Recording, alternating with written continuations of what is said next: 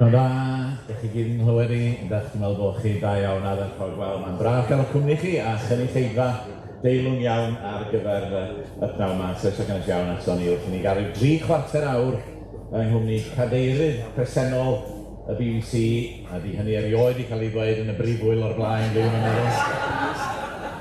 Ac yn sicr os oedd ein cyfweliad Cymraeg wedi bod, felly croeso cynnes iawn i'r fonesti Elan Cossi.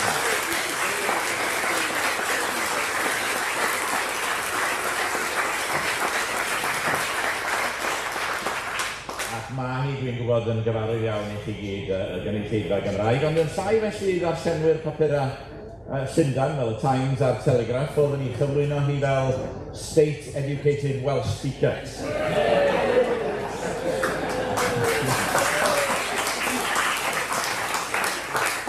Gyda rhyw gil awgrym falle o ryfeddod fod rhywun o'r fath wedi cyrraedd y fath barchus a'r swydus llwys. Dyna ni, ond roedd Elan hefyd yn cael ei hystyried fel safe pair of hands to steady the corporation. Wedyn dyna ni, ac mae wedi bod yn gyfnod pelbylus wrth gwrs yn hanes y gorfforaeth. Rhyw fymryn o'i chefndir hi, dwi'n yn siŵr os oes angen, wedi gyrfa academaidd lachar gan ddod yn athro yn adran astudiaethau theatr, ffilm a teledu Prifysgol Aberystwyth. Mae Elan bellach yn ddirprwy ganghellor yno. Ers blynyddoedd bellach, mae wedi bod yn dylanwadol wrth gyfrannu at waith sawl corff cyhoeddus fel S4C, y Cyngor Prydeinig, y Sefydliad Ffilm Prydeinig, Bwrdd yr Iaith Gymraeg, y Comisiwn Etholiadol, UNESCO, yn ogystal wrth gwrs ar BBC, lle mae wedi bod yn aelod o'r corff llywodraethol ers 2010. Ond yr wythnos hon, dwi'n siŵr y byddai iawn i mi nodi hefyd fod y fagwraeth arbennig ac ardderchog a gafodd hi rhyw 20 milltir o fan hyn yn Nyffryn Amser wedi bod yn greiddiol i bopeth mae wedi gwneud ers hynny. Newch chi roi croeso eto i fi, os gwelwch yn dda.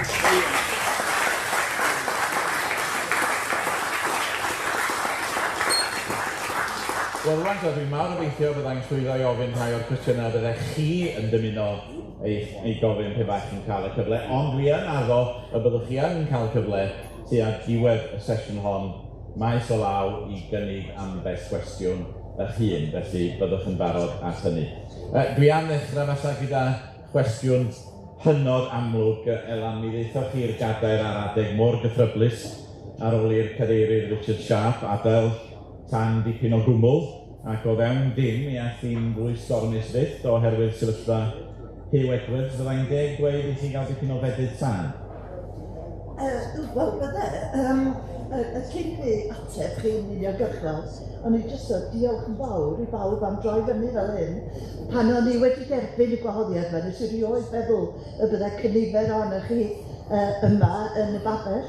Ac y peth sy'n gobeithio fi fwyaf ac yn fy mrawychu fi fwyaf ydy bod fi'n nabod rhan fwyaf hynna chi. A wir i chi, os yna rhywbeth yn digwydd i'r babell yma, mi fydda diwydiant caledig a'r Cyrff Cyhoeddus Cymru ar eu colled yn enfawr.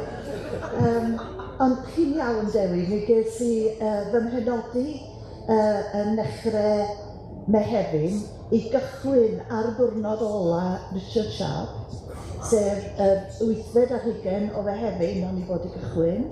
Ac wrth gwrs, ar y 6 o Orffennaf, mi roeddwn ni yn y brif swyddfa yn y Broadcasting House yn Llundain, a dyma'r Tim Davey, y cyfarwyddwr cyffredinol, dyma fo i fewn a ddeithau mae'r Sun wedi bod ar y ffôn. A dyna ddechrau hanes yr helbyl diweddara. Mae'n deg dweud ar ôl i mi fynd adre i Aberystwyth, mi fydd mi ar Zoom efo'r bwrdd ar y dydd Sadwrn, bydd ar y Zoom ar y dydd Sul, bydd i nôl yn Llundain ar y dydd Llun, a does i ddim o Llundain mewn hotel yn Marble am 1 noson ar 10 wedyn. Felly chi'n iawn yn deud bod wedi bod yn dipyn o fedydd, ond yr her fwyaf i mi gyd oedd ceisio aros yn gadarn a chall a synhwyrol yng nghanol storm a therfus oedd yn o bosib, fel petai mynd i oddiweddyd ni i gyd, a gwneud tegwch a phawb fod ynglyn ar digwyddiad, yn cynnwys Huw a'r y person arall, ac wrth gwrs mi oedd yna ddiddordeb gyhoeddus yn y pwnc, ond hefyd roedd rhaid glynu at breifatrwydd ac at ofal amdan y rhai oedd yn y storm honno. Felly, ceisio gwneud y ffordd o'n ni yn mor gadarn ac mor ofalus ac y gallen ni. A dwi'n credu, tegwch i'r BBC, bod nhw wedi dod allan o'r storm honno gyda gofal a gyda tegwch i bawb. Oherwydd cysylltiad agos Huw a'r gynulleidfa Gymraeg, naturiol dwi ddim am i chi ddatgelu unrhyw faterion sensitif, ond mae'r stori o ddiddordeb mawr i lawer ohono ni, ond mae llawer wedi beirniadu'r modd mae'r BBC wedi ymdrin a hi fel y cyfryw gormod o sylw o lawer mynd dros ben llestri fydda'r rhain dweud? Wel, dwi ddim yn mynd i wneud sylw ar faterion golygyddol. Mae hwnnw i fyny i bennaeth newyddion a materion cyhoeddus. Ond, dwi yn meddwl bod o'n fater o falchder i'r fwyaf yna ni, mae'r Rhianedd yma heddiw, bod gan adran newyddion y BBC i hannibyniaeth eu hunain, a bod nhw'n gallu holi a stilio pawb yn ddiwahân. Ac felly mae hwnna'n egwyddor pryd nad ydy hynna wedi i orwneud ei beidio sy'n fater o farn, ond mae o'n beth absolute bod rhaid iddyn nhw gael annibyniaeth. Mae'n anchwiliad ar y gwaith pryd da ni'n debygol o gael casgliadau hwnnw? Mae'n mynd i gymryd rhai fisoedd dwi'n meddwl, achos da ni wedi gofyn i wr o Deloitte i ddod mewn, a prif nod yr ymchwiliad fydd edrych ar ein prosesau ni i weld a ddyliau ni fod wedi ymateb yn gynt i gwyn ddod i mewn yn nghanol mis Mai, ac na chodwyd i'r brig tan y 6 o Orffennaf. Felly edrych ar y broses fydd y gwaith, ac mae o'n mynd i gymryd cwpl o fisoedd sy'n yna. Mi fydd yna sawl her yn eich wynebu chi Elan ym mlwyddyn eich cadeirydiaeth. Mi ddoi nôl at y rheini yn y man o Sky. Ond mi hoffwn ni yn gyntaf o hyn, mynd yn ôl at ddechrau'r daith fel dwi wedi cyfeirio ati yn y ffrinansa. Soniwch wrthai am eich magwraeth chi ac am eich dyled chi i honno. Wel, dwi'n hoff iawn o ddeud trwy'r amser bod i wedi fy ngeni a magu yn Halasarn yn dy ffrinansa, ac roedd o'n lle arbennig iawn. Dwi'n meddwl bod o'n lle oedd na gymaint o bobl oedd ddim wedi cael cyfle mewn bywyd, ac eto oedd yn bobl eithriadol o gyfoethog o ran ei natur ac o ran ei doniau, boed heini yn gerddorol neu yn llenyddol, ac wrth gwrs mae yna draddodiad llenyddol cryf iawn i'r dyffryn, fel da chi'n gwybod. Dwi'n meddwl o edrych yn ôl, mi oedd yna glodi hefyd, achos roedd y chwareli Cai dechrau'r diwedd y 50au a dechrau'r 60au. Roedd y chwareli'n Cai, ac wrth gwrs fel y digwyddodd i'r gwaith glo diweddarach, doedd yna neb wedi cynllunio i feddwl beth fydde yn cymryd i lle nhw. Ac felly roedd yna ddiweithdra sylweddol. Dwi'n cofio yn had ar hynna, pan o'n i siŵr o fod tua 10 oed, wnaethon ni orymdeithio gyda Seindor Farian y ffrinansa i Gaernarfon. A'r pwrpas oedd gofyn am waith. Ac dwi'n credu y Gronwy Roberts oedd yr aelod seneddol Britannia oedd yn anerch yn yr hen bafiliwn mawr yn Nghymru. Ac wrth gwrs, yn sgil hynny, y daeth Charles Fynydd ac yn ddiweddarach yr Wylfa fel modd o greu gwaith. Oedd o mor syml hynna. Pryd ar ater y farn ydi, oedd hwnna'n waith teilwng neu beidio. Ar y llaw arall, mae pobl yn meddwl am glodi fel tlodi ysbrydol, ond dydi o ddim. Hynny ydi, mae'n modd cael tlodi a chyfoeth cymdeithasol. A dwi'n meddwl na dyna'r math o fagwraeth oedd hi. Oedd yn had yn fforman ar cyngor sir, oedd yn gwneud tarmac ac codi coed, oedd wedi cael ei dymchwel yn stormydd y Gaea. Ac roedd o wedi gadael ysgol yn 12 ac heb gael addysg gyflawn o bell ffordd. Ond eto, oedd o'n un o'r bobl mwyaf hunan a dysgedig a sensitif a charedig yn ei naws.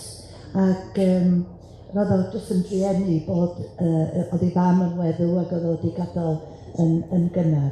Oedd fy mam yn athrawes gynradd, oedd wedi colli swydd oherwydd oedd hi'n wraig briod, ac ar ddiwedd y rhyfel, roedd gwragedd priod yn gorfod mynd yn temporary yn hytrach na permanent o ran swydd, oherwydd oedden nhw i fod i wneud lle i'r dynion, wrth gwrs, oedd yn dod nôl o'r rhyfel, yr ail ryfel byd. Ac felly mi gollodd hi swydd, ac i raddau, mae siŵr na fi oedd ei swydd hi o hynny mlaen.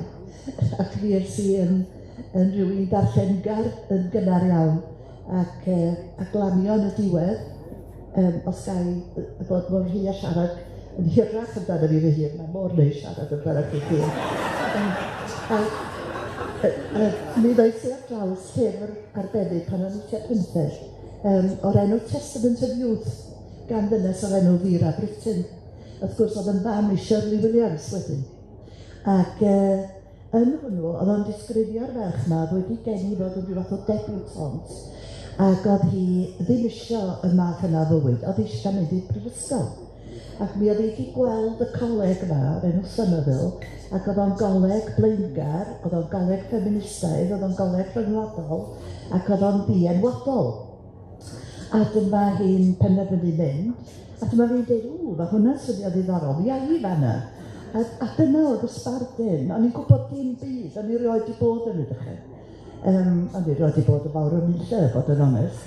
Ac wedyn mi nes i lanio yn Coleg Somerville a mynd mewn i yrfa academaidd. Oedd hwnna'n dipyn o naid o ddyffryn amser i Rhydychen? Oedd. Na, oedd o'n dipyn o naid. Ond ar y llaw arall, efo'r colega merched, roedden nhw'n llawer llai cyfoethog. Ac oedden nhw hefyd yn golega oedd yn dibynnu ar merit, felly, dwi'n bod ar bod rhywun yn cystadlu am ei le.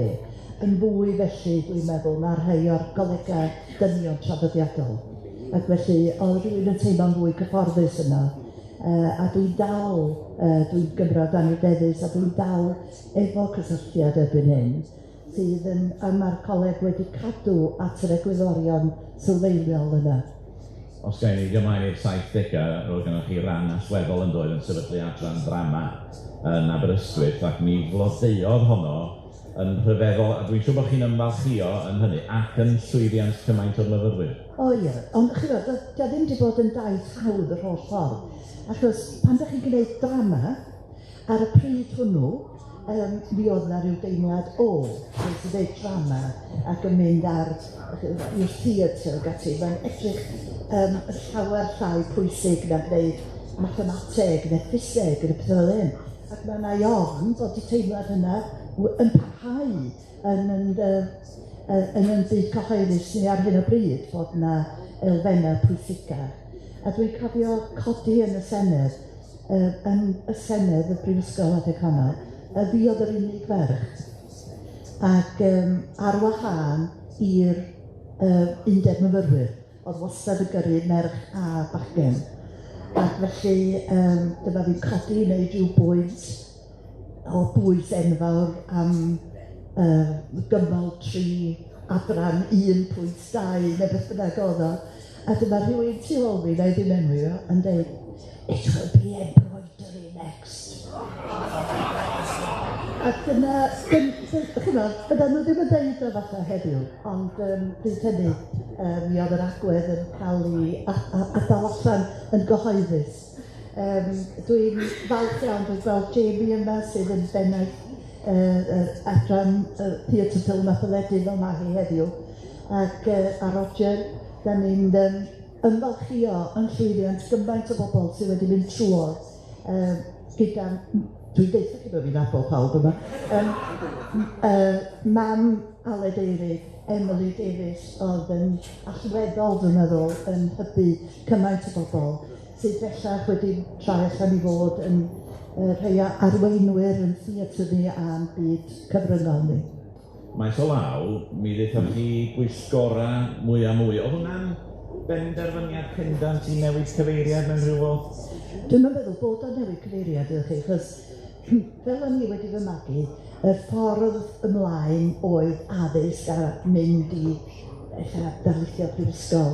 Be nes i ddarganfod oedd mod i yn mwynhau arwain, bod fi'n mwynhau dipyn bach o strategaeth, bod fi'n mwynhau dadla dros achos, canfod dipyn bach o arian, ehangu, ac felly roedd o ryw fath o gam naturiol o fanna i fynd mwy i fywyd gyhoeddus. A felly, swn i ddim yn dweud bod o'n gyfaint o newid byd, ac oedd o yn rhyw fath o ddarganfod sgiliau nag o'n i ddim wedi amgyffred o'r geni mewn gwirionedd. Ydych chi wedi careirio sawl corff erbyn hyn, chi ydi Comisiynydd Etholiadol Cymru hefyd. Be sy'n gwneud cadeirydd da yma?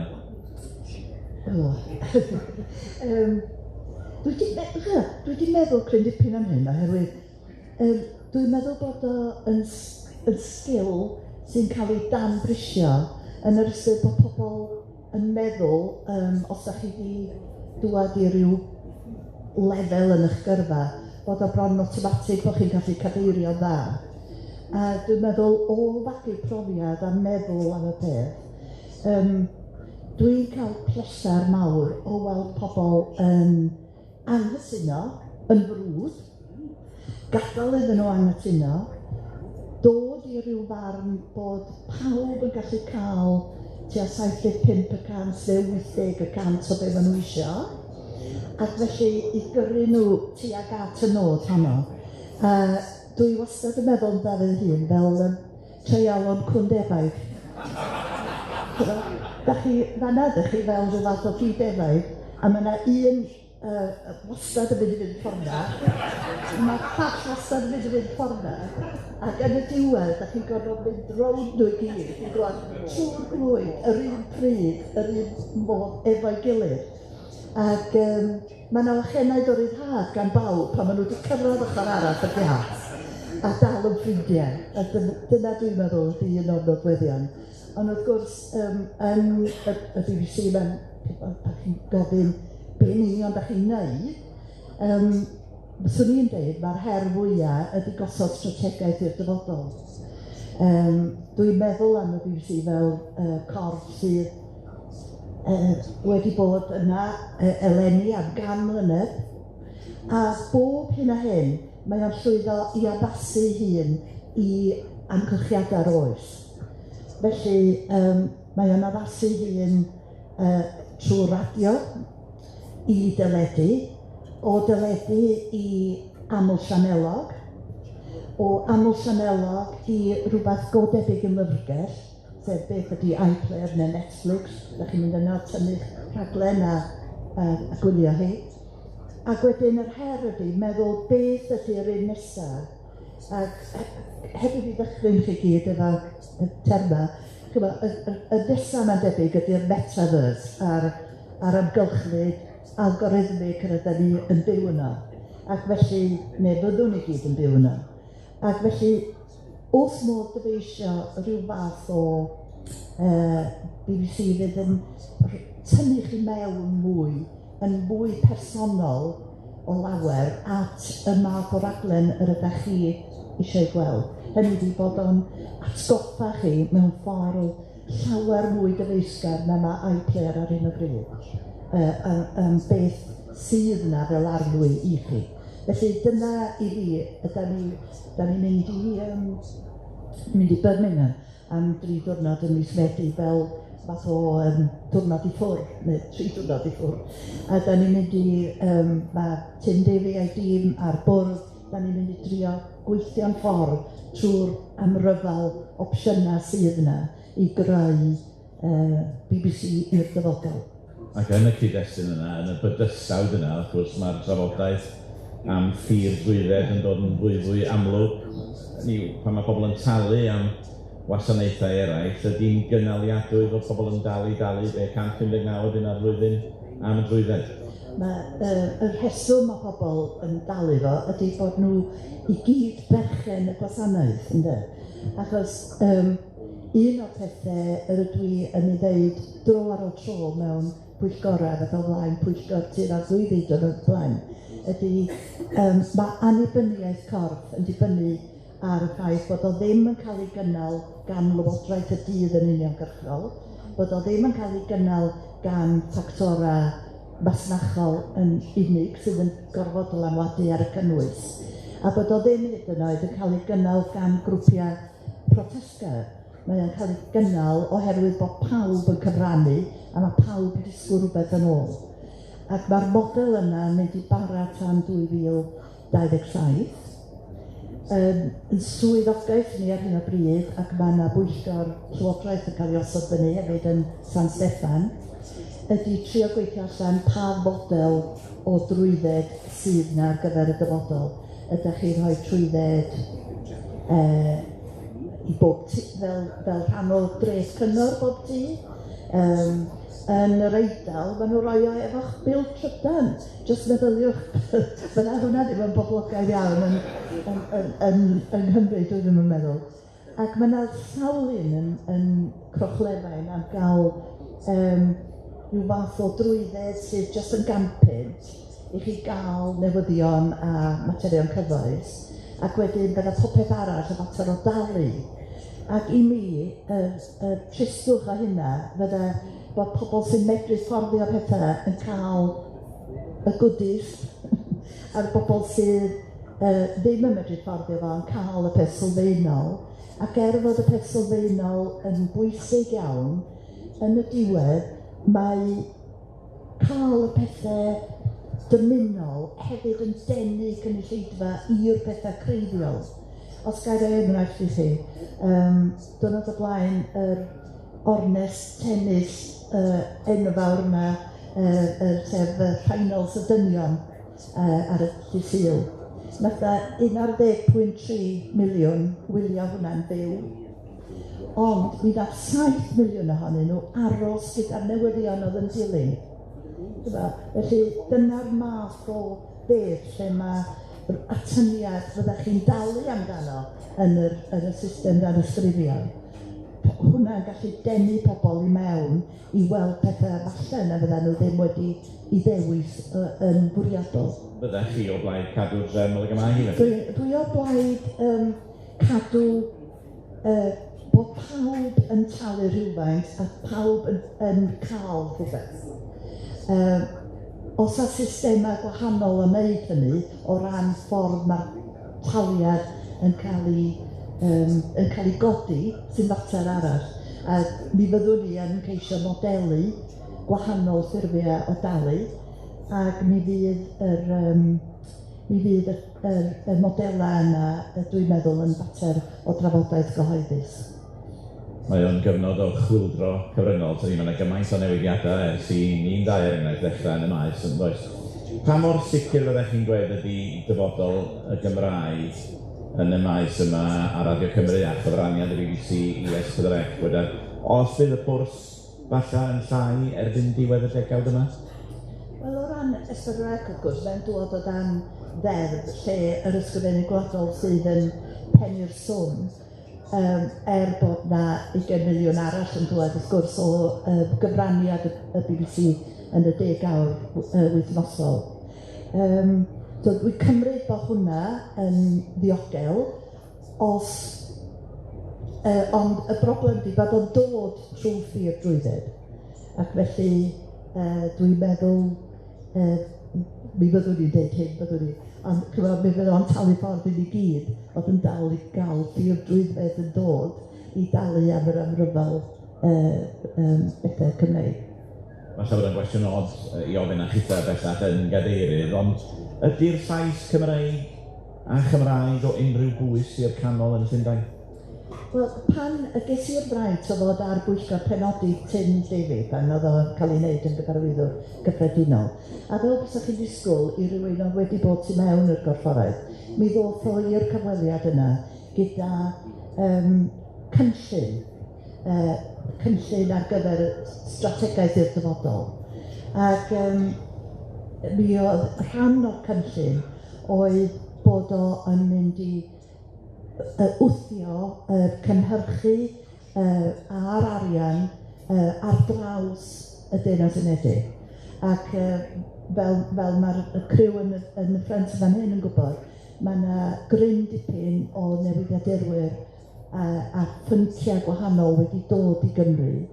Ac wedyn mae yna uno wedi bod hefyd efo hwb briste o ran radio sydd wedi galluogi ni i gael cynnyrch radio sylweddol i Gymru.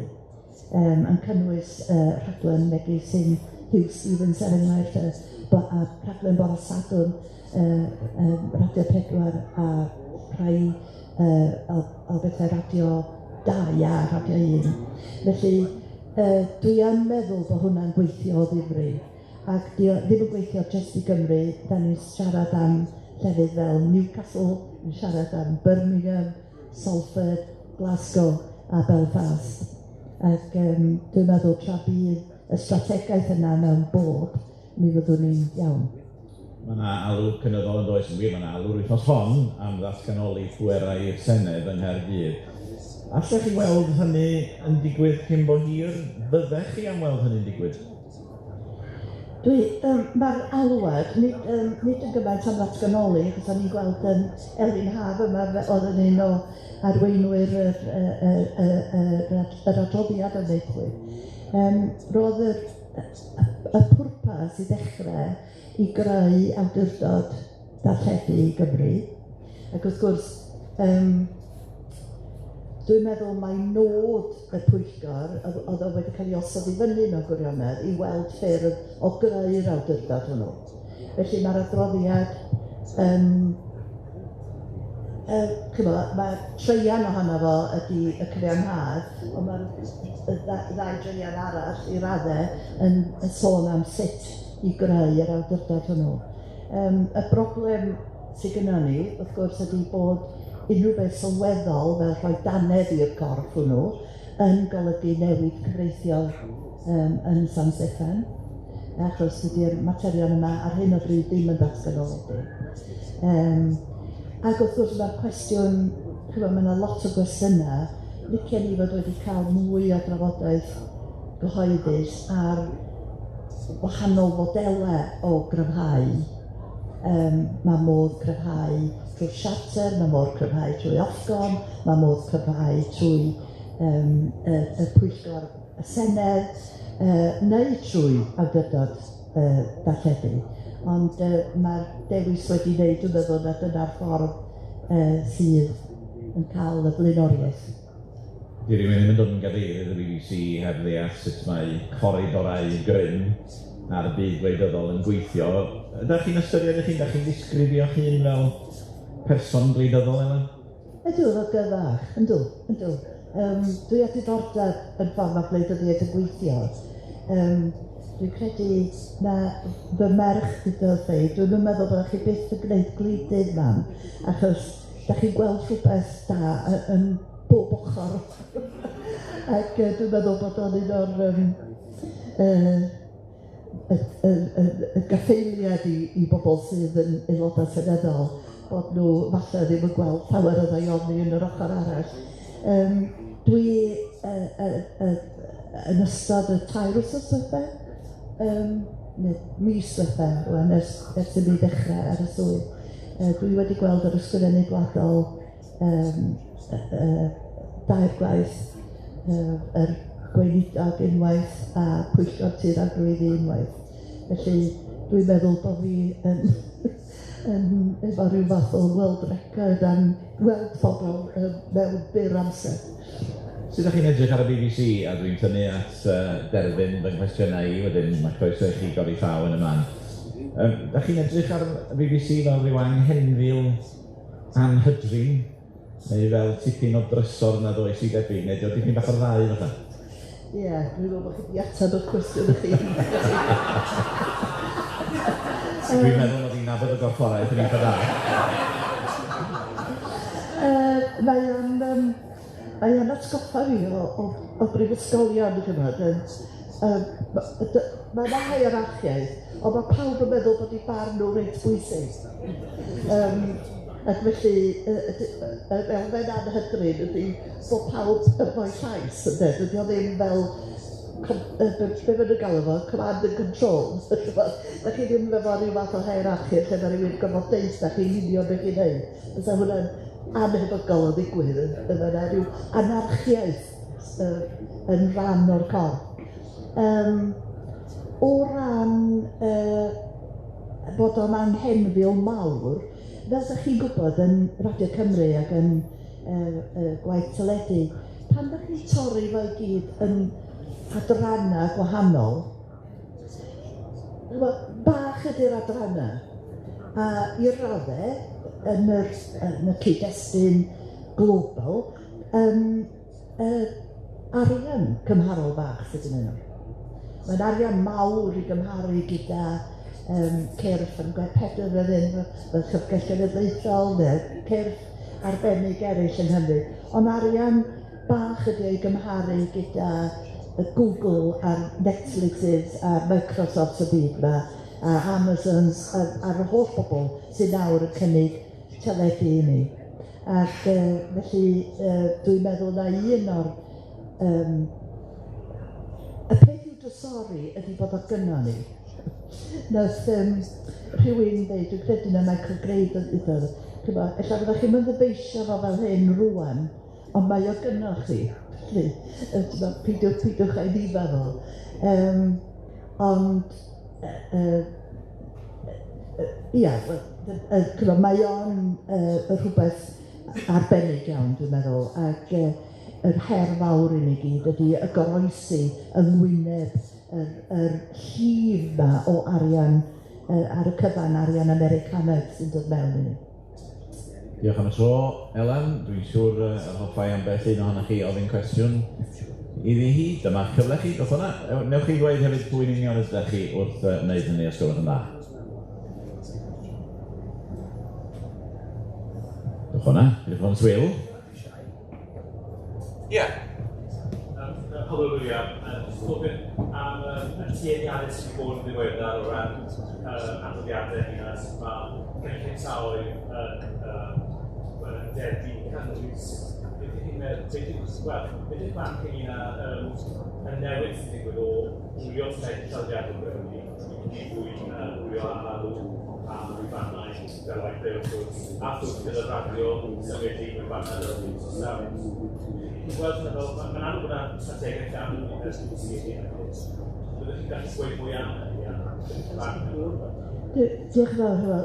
Un o'r pethau sydd yn yngwylltio fi weithiau ydy y duedd i ddweud bod yna rhyw dranc mewn gwylio a gwrando yn ei di bod popeth ar ben. Y gwir di bod yna symudiad mewn gwylio a gwrando. Mae pobl yn gwylio, gwrando, chwarae gemau ac yn y blaen, llawer cymaint ac oedden nhw cynt o ran oriau, os nad mwy, ond dyn nhw ddim yn neud o yn llunol ar eu teledu yn y stafell ffrynt, neu dyn nhw'n neud o ar radio gonfensiynol falle. Ond mae, dwi'n credu oedd iPlayer yr wythnos diwetha wedi cael yr wythnos orau erioed, fydd Rhianedd yn gywiro fi os ydw i'n anghywir. Yn cediad oedd 7 miliwn i BBC Cymru yn unig. 7 miliwn o wrandawyr yn dewis rhywbeth yn yr wythnos diwetha, just rhywbeth BBC Cymru. Felly, pan da ni yn sôn am dranc, dwi'n meddwl mai symudiad ydi o. Ac yr her, fel o'n i sôn am y tridiau yma da ni'n mynd i wneud yn mis Fedi, yr her ydy dehongli y symudiad yna yn gywir a chymryd bet ar y dyfodol i greu rhywbeth fydd yn addas ar gyfer y gwrandawyr a'r gwylwyr sydd fyddwn ni yn ogystal â sydd i ddod, dim jyst ein plant, ond mae'n arferion ni yn newid yn sylfaenol. Ac mae arferion pobl hyn hyd yn oed yn newid yn sylfaenol. Yn arbennig, dwi'n meddwl, ar ôl Covid. Dwi'n meddwl bod yr byd digidol wedi cael hwb anferth yn ystod y 2 flynedd yna. Ac felly bod ni'n llawer mwy parod i fynd i'r gofod digidol nag oedden ni cynt. Diolch yn fawr. Unrhyw gwestiwn arall? Elin Jones, barchus lywydd.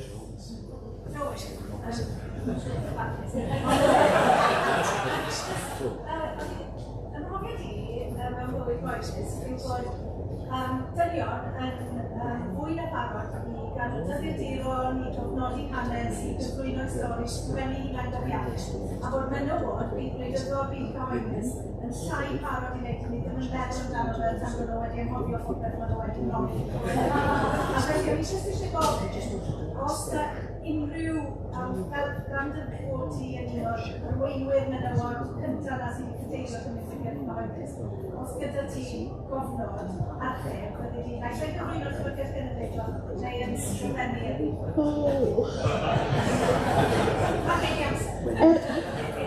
Mawr gwylydd yn fi, Elin, does gen i ddim byd, ti'n meddwl? Y gwir ydy bod fi'n dweud, dwi'n rhy brysur i sgwennu hwn lawr, ond wrth gwrs, dwi'n meddwl hefyd, yn achos llawer iawn o fenywod, maen nhw'n cynnal teulu, a mae'r amser efallai yn fwy prin pan maen nhw yn gwneud y swyddi yma.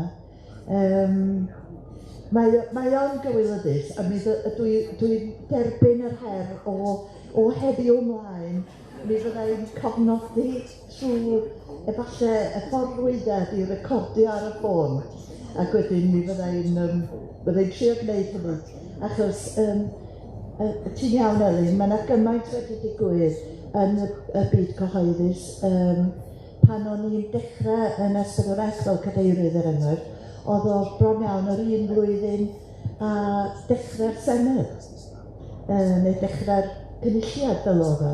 Ac mae cymaint o ddŵr dan y bont ers hynny. Fel, ia. Oce, mi gyda'i. Edrychwn ni blaen at llyfr. Ie, Peredur. Fel dwi'n dod a'ch traws chi mewn, gwisgo lot o hectic gwahanol, chi'n dweud bod chi yn hynod brysur. Be cyngor ydych chi'n rhoi i rywun arall sy'n brysur yn un at dwy'n oed? Wel, rhaid i fynd nôl at ein llywydd Elin Jones, achos y diwrnod y doth yn enw fi'n gyhoeddus i ddechrau, oedd yn y Financial Times, ac bod na ryw ddynas o'r enw Elan yn debygol o fod yn enw ar gyfer y gaderyddiaeth dros dro yma. Ac cyn bod y dydd wedi dod i ben, dyma mae ffôn a dweud, wyt ti yn tŷ? Dwi'n mynd i ddod draw. A pwy oedd hi? Ond Elin Jones. Ac mi ges i bregeth am dderbyn pob cymorth posib i ddod i ben i wneud y gwaith. Ac dwi'n hynod o ddiolchgar iddi am y cyngor, achos allai ddeud yn ystod y mis diwetha, o'n i bai bod fi wedi pwyso'n drwm ar wahanol bobl yn BBC Cymru, fel Olwen fan hyn, ac yn Llundain a bobl fel June, Ellen. Byddwn ni ddim wedi medru dod i ben, achos oedd y pwysau yn ystod y mis diwetha yma, wrth gwrs, yn anarferol. Ac felly, o'n i angen popeth. A'r cyngor arall ydy, os da chi'n methu wneud yn byd ynglyn â rhywbeth, peidiwch poeni. Achos, os dim pwynt poeni am bethau, na sydd tu allan i'ch gofal chi. Ac dwi'n meddwl, dwi ddim yn un ar y cyfan sy'n poeni. Dwi'n poeni swyd y grifas yn afler. Fydda i'n mynd allan o'r babell yma rwan, a fydda i'n poeni y dwi wedi rhoi gwerth awr i chi yn ta ddim. Ond o ran poeni am rhywbeth brawychus yn y BBC, os nad o fewn fan gyffred i wneud o, yna dwi'n cysgu'r eich pawb. Ie, Odri. Profiad dyfrig, gan ddiolch chi am annog i'r bet yn y dyfodol, gai ofyn i chi am y bet yn am y dyfodol. Lle ydych chi'n gweld weithreswyr artiffisial ar iaith Gymraeg ar ôl BBC yn hynny ac fel o'r iaith ac yn ehangach yn eich bod yn hynny? Wel, os ydy'r be dwi'n gweld ydy, dwi'n yn gwybod os gall player esblygu yn tra os rhaid adeiladu rhywbeth o'r newydd. Da ni'n gobeithio bod modd o esblygu a bydd na sawl fersiwn cyn yr esblygiad. Yr her fwyaf i ni i gyd yn fan hyn ydy gwneud yn saff bod Radio Cymru, S4C, podlediadau gwahanol, papurau newydd digidol ac yn y blaen, bod nhw i gyd yn rhan o'r cynnig yna.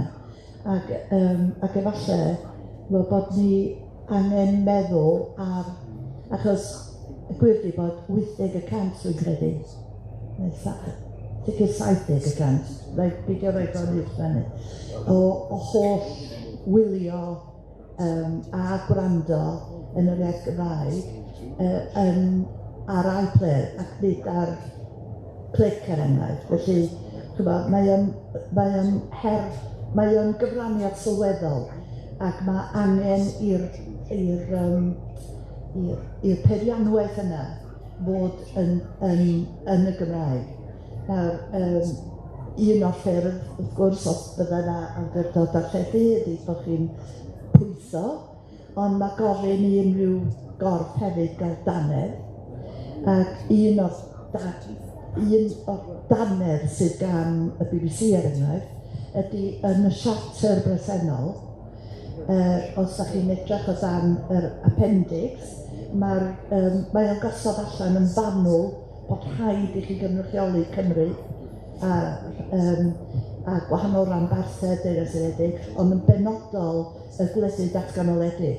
Ac felly, gwneud yn saff yn y siarter nesaf bod y geiriad hwnnw mor gadarn yma bosib bod. Dwi'n meddwl gen i amser un cwestiwn arall. Ie.